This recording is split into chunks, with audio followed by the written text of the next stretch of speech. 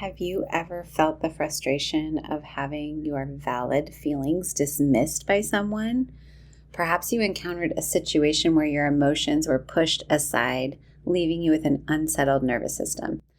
I totally understand that sensation all too well. And even if we avoid engaging in arguments, our inner world still requires attention and healing. And that is precisely why I created Tapping for After an Argument. It's a free tapping meditation that serves as a sanctuary for our nervous systems. This powerful practice combines gentle physical tapping with affirmations and breath work to bring peace and harmony back into our beings. So head on over to bit.ly/Erin Jean Meditation. That's bit.ly/Erin Jean Meditation. Now let's dive into today's episode. Welcome to the Business of Inner Peace. I'm your host, Erin Jean, and I'm so glad you're here. Let's pretend we're sitting in my living room enjoying a cup of coffee or tea and getting to know each other just a little better. That's what I love. I love getting to hear your story. I love feeling connected by the spirit of understanding that our stories bring. Today, I'm sharing some of my story, but I hope someday soon you'll be telling me yours. Listen, I know that you're feeling overwhelmed with life, and nothing is exactly how you'd like it to be. Your marriage is not what you hoped for. Motherhood is harder than you imagined, and you've lost yourself somewhere in the mix of responsibilities.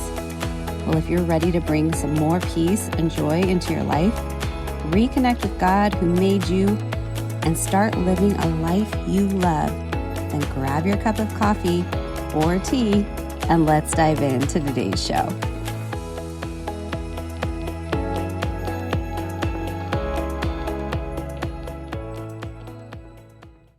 Hey friends, welcome back. I have missed you.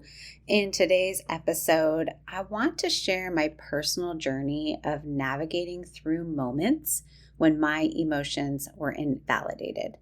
And I invite you to lean into the transformative energy of empathy, understanding, and self-acceptance.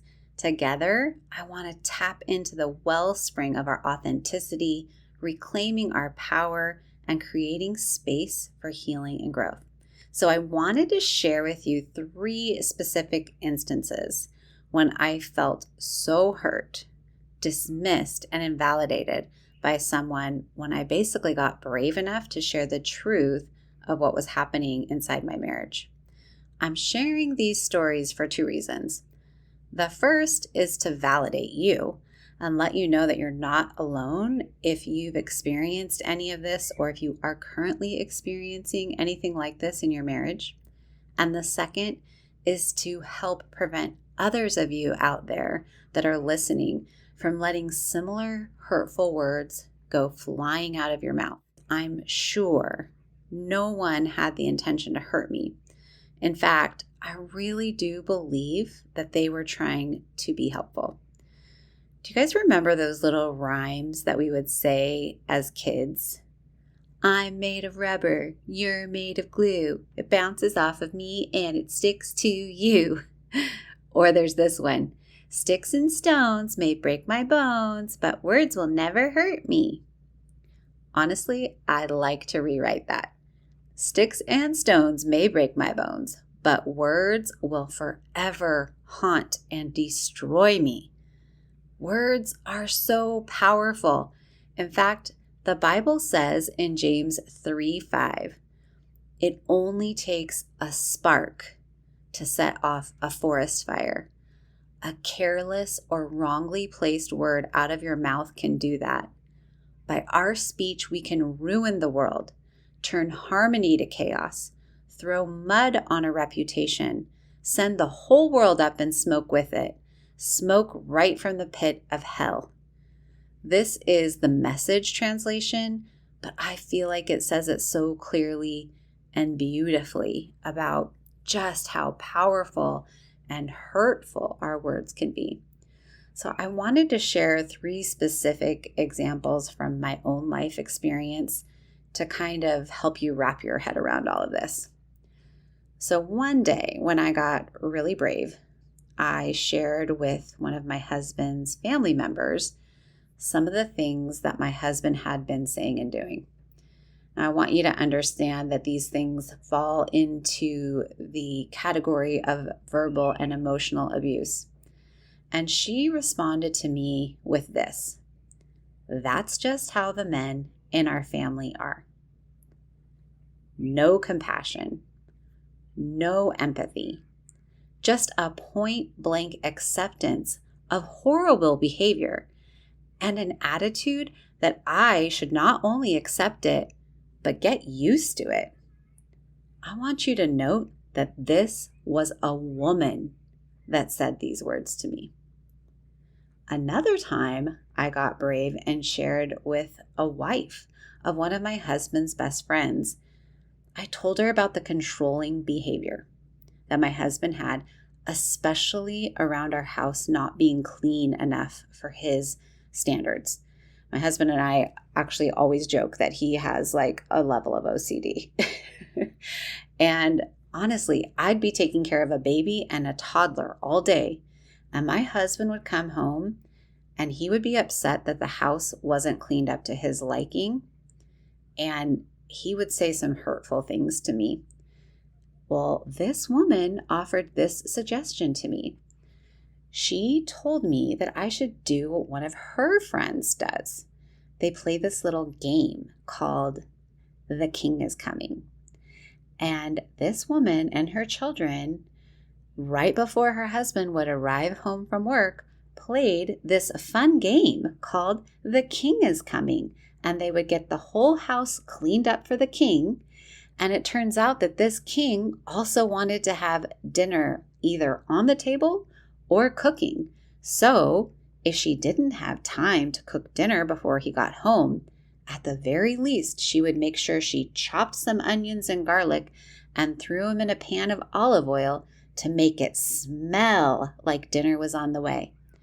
And I don't even know if I can call her a friend, but this woman basically told me that she thought that would be a great idea for me to implement to deal with my husband's behavior.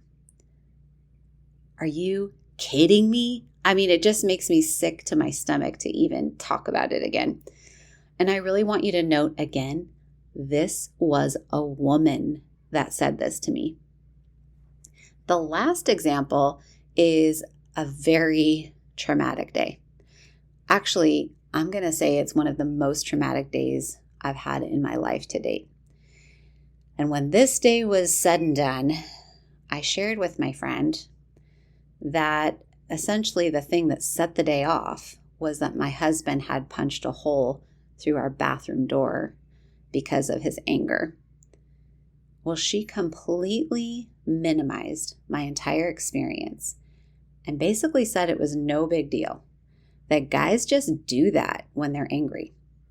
And she told me that her husband once punched his fist through a glass door because he was so angry. Again, I find this disgusting, this type of behavior being validated.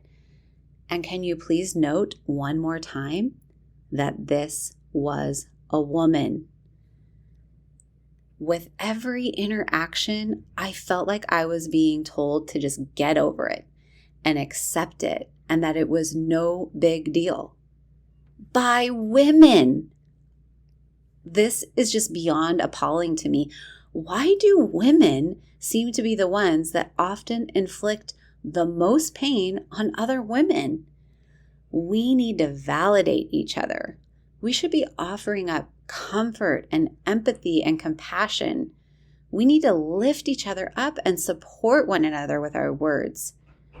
At the very least, and I hardly ever say this word, we call this the S word, but honestly, just shut up. Say nothing if you don't know what to say. And if you relate to any of this as a wife, I really want you to hear me. I want you to know that you don't need anyone to validate you.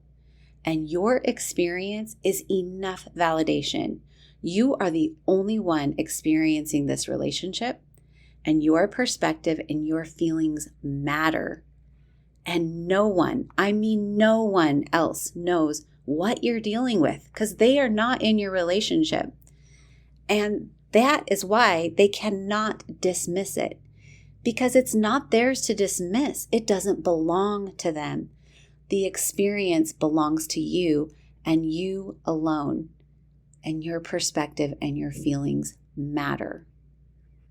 So with all of that being said, and all of those examples that I've shared, I really do want to point you back to my free meditation as just a really helpful tool when dealing with all of this. The cool thing by engaging in a tapping meditation is that you can reconnect with your body's innate intelligence, and you can restore balance to your nervous system, which is exactly what you need when someone has said such hurtful things to you. In my meditation, we will tap away the residue of frustration. We will allow a sense of calm and serenity to wash over us. We will honor the sacredness of our emotions, which really are there to help us to navigate, right? The aftermath of arguments and frustration. And when we tap into this resource, we can navigate all of it with a grace and a resilience and a peace. And honestly, together, we can create a ripple effect of healing, not only within ourselves, but also within our relationships and therefore the world around us. I have found this type of work to be so tremendously helpful. That is why I just always am wanting to shout it from the rooftops, because I kid you not, over 20 years of being in therapy, both as a couple and as an individual, it never, ever brought me to the place that these subconscious healing tools brought me to. These types of tools actually helped me figure out how to get out of the fight, flight, or freeze mode, how to get out of overwhelm and chaos and confusion, how to stop being a swinging pendulum from a good day to a bad day to a good day to a bad day, to get out of these unhealthy patterns that I had with myself and with my husband. It really, honestly, has been so life-changing, and it's just this gift that I want to pay forward to every woman out there, especially the ones that are either experiencing or have experienced a really painful marriage. So, with all of that being said, I'm sure you can feel and hear the passion in my voice. I just want to point you one more time to the free tapping meditation. It's bit.ly/Erin Jean meditation, bit.ly/Erin Jean meditation. And it is time to honor your emotions and reclaim your inner peace. Thanks so much for being here today. I can't wait to talk to you next time. I hope you enjoyed today's episode. If you're feeling blessed by the content here, the number one way you can show me is by leaving me a written review of the show. I'd be forever grateful. Knowing that you're out there listening helps me know that I'm truly living out God's purpose in my life. The other thing you can do is take a screenshot of this episode, share it with a friend, or better yet, tag me on your Instagram stories. Remember, you are seen, known, and loved. May God richly bless you today. All my love, Erin Jean.